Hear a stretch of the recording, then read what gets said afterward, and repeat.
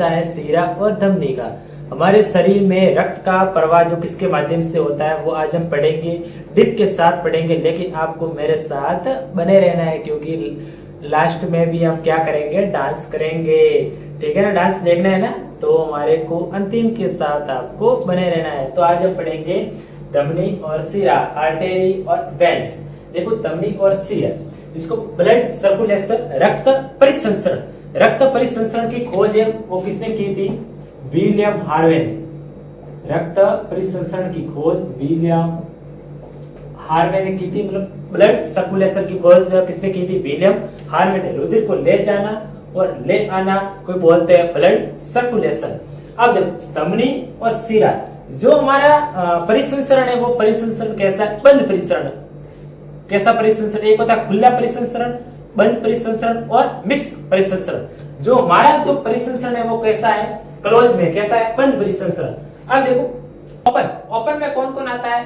शंख है, जो शंख वगैरह होते हैं ना, उसका परिसंचरण कैसा होता है? ओपन। ओपन का अर्थ है जिसमें नसें वगैरह नहीं होती है। और जो क्लोज होता है उसमें क्या होती है ना, वो होती है जो नसों के माध्यम से रुधिर का प्रवाह होता है। और मिक्स क्या होता है? मिक्स में मतलब नसें भी होती है और ऐसे खुला भी होती है, वो बहता है। जो मछली, आपको देखा होगा मछली का जो पिछले वाला भाग है ना उसमें नसें होती है और जो आगे वाला भाग होता है उसमें नसें नहीं है। जो आगे वाला भाग आप देखा होगा मछली को जब काटते हैं तब ज्यादा ब्लड नहीं निकलता है, और जब मुर्गी को काटते हैं तो ब्लड बहुत निकलता है, रखते हैं वो बहुत निकलता है, क्योंकि जो खुला होता है ना उसमें जो प्रेशर होता है ब्लड का वो कम होता है। अब आपने देखा होगा पानी, जब ऐसे खुला पानी बहता है तो उसमें प्रेशर कम होता है ना, और जब उसको प्रेशर बनाने के लिए हमारे को नली की आवश्यकता होती है ना, और जब हम नली में अगर पानी डालते हैं तो फिर वो प्रेशर के साथ चलता है। मतलब हमारे को प्रेशर बनाने के लिए क्या करना पड़ता है? नली की आवश्यकता होती है। प्रेशर के लिए हमारे को क्या आवश्यकता होती है? नली की। तो जो हमारे शरीर में खून है ना वो बंद प्रेशर, जो क्लोज सर्कुलेशन है, सर्कुलेट, इसलिए जो हमारा जो शरीर में जो ब्लड है वो प्रेशर के साथ बहता है। कैसे चलता है? प्रेशर के साथ। आप देखेंगे धमनी, आर्टेरी और शीरा और वेन्स। अब धमनी को इंग्लिश में बोलते हैं आर्टेरी और शीरा को बोलते हैं वेन्स। अब जो धमनी का जो रुधिर का प्रवाह कैसे होता है? हार्ट से बॉडी तक। इसका काम क्या है? ये हमारे शरीर में रुधिर को हृदय से हमारे बॉडी में विभिन्न अंगों तक ले जाता है।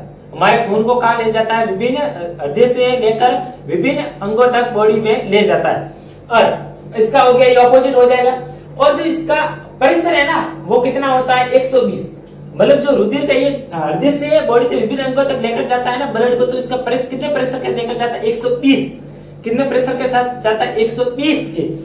ब्लड प्रेशर आपने सुना होगा ना, बीपी 120/80, बीपी यानी ब्लड प्रेशर। और ये इसका ये ना ये गहराई पर होती है। मतलब देखो गहराई पर का होने का क्या रीजन है? क्योंकि इसका प्रेशर है ना जो ब्लड का वो कितना होता है? 120। अब देखो ऊपर में तवसा के नीचे होगी तो मतलब नसें फट जाती है, इसलिए गहराई पर होती है। और इसकी जो नसें होती है वो मोटी होती है और इसमें वाल्व नहीं लगे होते, क्योंकि इसमें वाल्व की लगाने की क्या आवश्यकता होती ही नहीं, क्योंकि ये तो वैसे प्रेशर के साथ चल रहा है। तो वाल्व की लगाने की, और वाल्व कहाँ लगते हैं जहाँ प्रेशर नहीं होता है, और ये तो प्रेशर के साथ चल रहा है ना। और ये मोटा होता है और इसका रंग कैसा होता है? लाल होता है। इसका रंग आपको देखना है ना, इसके नसें ये ना, ये धमनी है। कौन सी है? ये धमनी। ठीक है। अब ये मोटी होती है इसकी नसें, और रंग और लाल, शुद्ध रक्त ऑक्सीजन के साथ, शुद्ध रक्त। और ये रक्त कौन सा होता है? शुद्ध। देखो धमनी से पता चलता है ध यानी धनी लोग। जो धनी लोग होते हैं ना वो ऐसे साफ सुथरे, मतलब साफ सुथरे कपड़े, बूट में सच धज के रहते हैं ना, चमक ट्यू ट्यू करके नए चमकते कपड़े पहनते हैं, मतलब सच धज के रहते हैं ना। मैं किसी की बुराई नहीं कर रहा हूँ, ऐसे आपको एग्जांपल से बता रहा हूँ कि धमनी मतलब ध से धनी लोग, इसलिए यहाँ पे इसमें कौन सा खून बहता है? शुद्ध रक्त ऑक्सीजन। और आर्टेरियल्स ऐसे इंग्लिश में आपको पता लगना, ए से ए ग्रेड। ए ग्रेड तो अच्छा होता है ना, तो इसलिए आपको पता लगना ए ग्रेड। अपवाद एक फुसफुस धमनी। अपवाद कौन सा है? फुसफुस धमनी। अब पढ़ेंगे आर्टेरी। आर्टेरी इसका ऑपोजिट हो गया। ये क्या करता है? ये हमारे बॉडी से रुधिर को हृदय में ले जाने का कार्य करता है। ये बॉडी से रुधिर को हृदय में लाता है। आगे समझिए। और ये क्या करता था? हृदय से रुधिर को बॉडी के विभिन्न भागों तक पहुंचाता है, और ये हमारे वापिस बॉडी से वापस से जो रुधिर को कहाँ लाता है? हृदय में। और इसका प्रेशर कितना होता है? 80। इसका प्रेशर कितना होता है? 80। और इसका जो प्रेशर वो कितना था? 120। धमनी का जो प्रेशर था वो था 120, और शीरा का जो प्रेशर था वो 80। अब देखो आपने एग्जाम्पल के लिए एक बॉल ले लो। जिस बॉल को आप जिस स्पीड से आप उसको मारोगे तो क्या उसी स्पीड से वो बॉल वापस आएगी? नहीं आएगी ना। देखो एक बॉल ले ली आपने, उसको दीवार पे मार दी जोर से, तो क्या उसी स्पीड से वो वापस बॉल आएगी?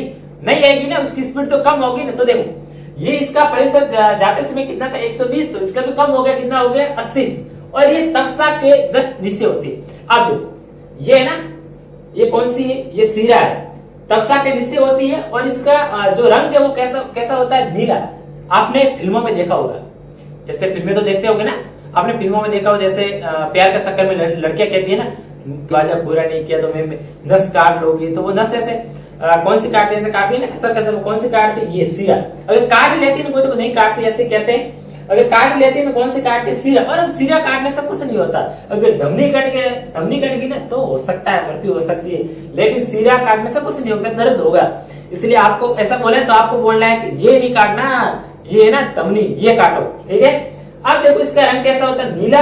और इसमें शुद्ध रक्त और इसमें कौन सा रक्त है?